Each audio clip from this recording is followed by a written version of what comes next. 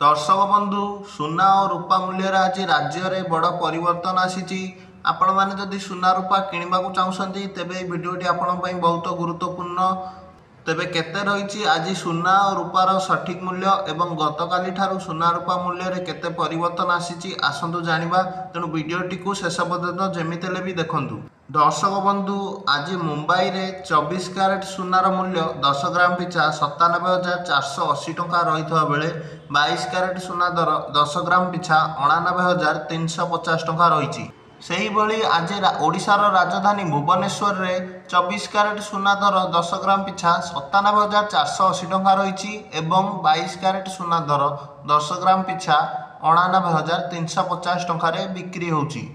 आज देशर राजधानी नुआ दिल्ली रे 24 क्यारेट सुनार मूल्य 10 ग्राम पिछा 97,630 टंका रही बेले 22 क्यारेट सुना दर 10 ग्राम पिछा 99,500 टंका बिक्री होउची।